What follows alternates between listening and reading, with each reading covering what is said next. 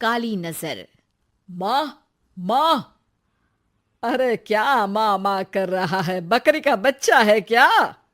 अरे माँ, मजाक छोड़ो। मुझे फाइनली वो मेन चौराहे वाली दुकान मिल गई है। अब देखना, आपका बेटा दुगनी स्पीड से पैसा कमाएगा। उफ़, ये क्या? मेरी ऑनलाइन मेकअप क्लास चल रही है। इतनी जोर से क्यों बोल रहे हो आप दोनों?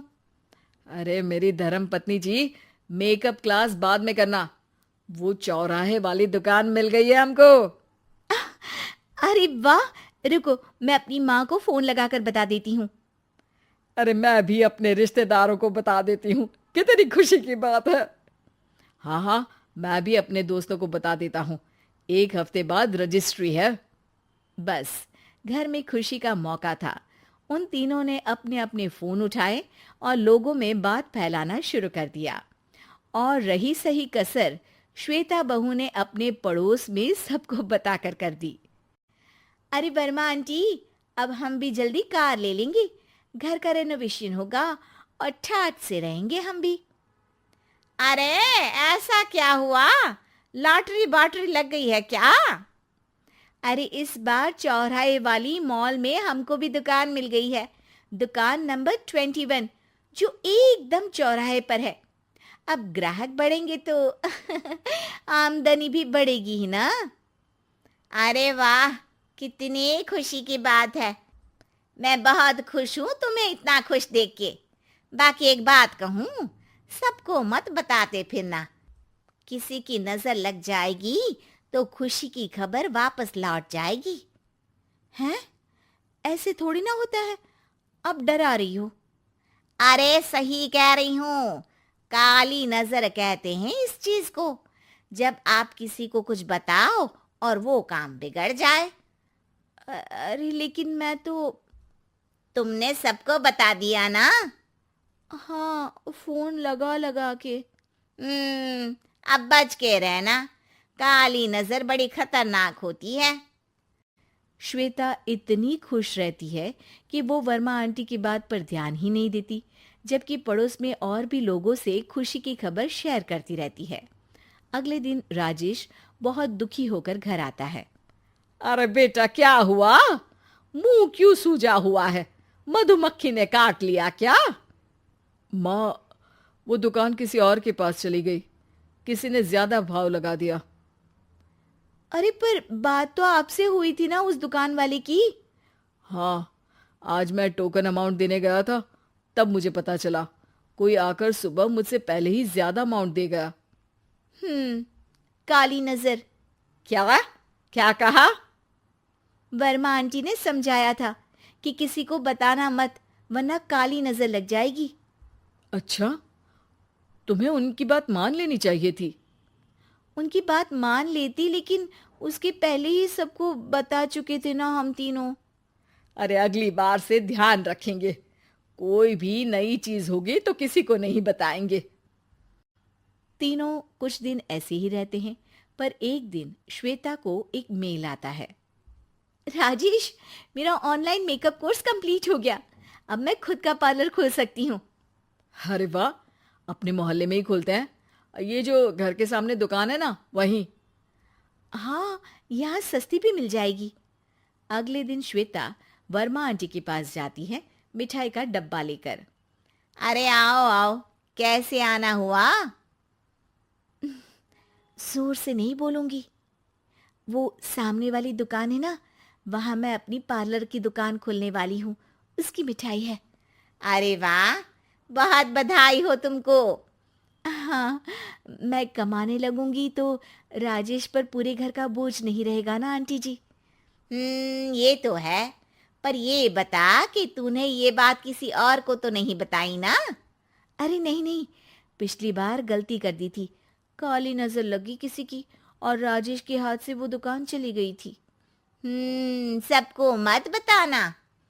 चलो मैं चलती हूँ, कल दुकान की बात करने भी तो जाना है। अगले दिन श्वेता दुकान के लिए मालिक से बात करने जाती है। अरे लेकिन दुकान तो हम कल रात को ही किसी को दे चुके हैं। कल ही? हाँ, कल ही। 2 दिन बाद कोई यहाँ पार्लर भी खोल लेगा।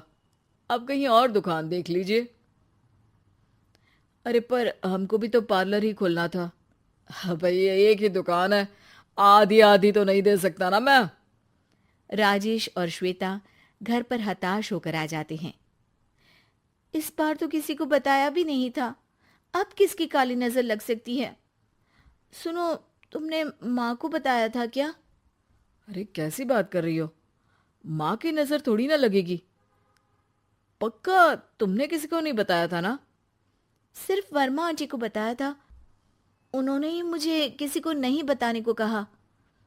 अरे यार, तुम भी सही हो, मेरी माँ को नहीं बताने को कह रही हो, पर वर्मा आंटी को बताना तुम्हें जरूरी लगा।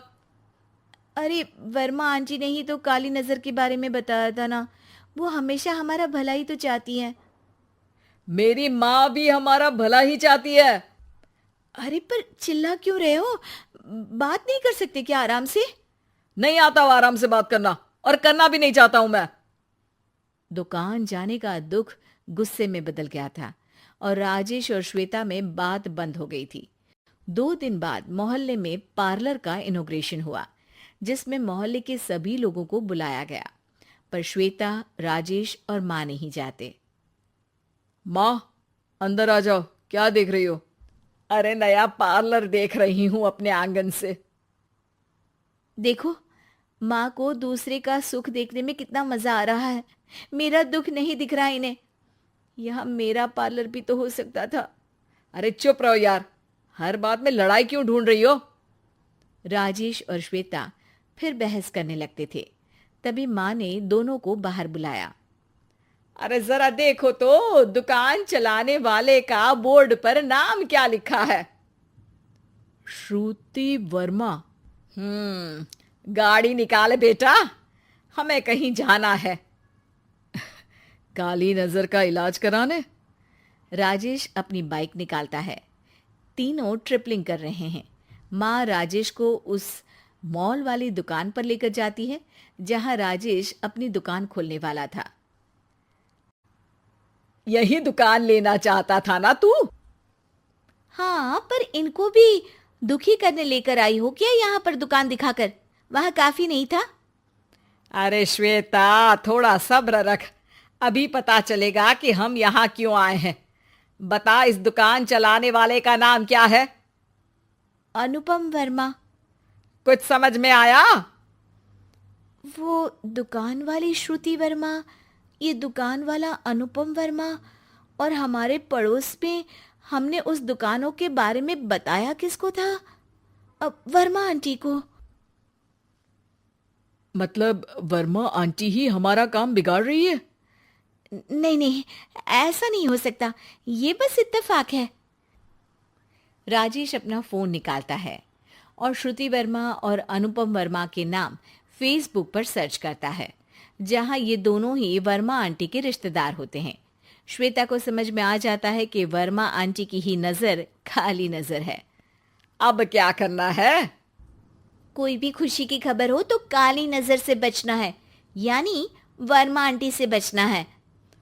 अरे पर मुझे ये समझ में नहीं आया कि वो हमारे साथ ऐसा क्यों करेंगी।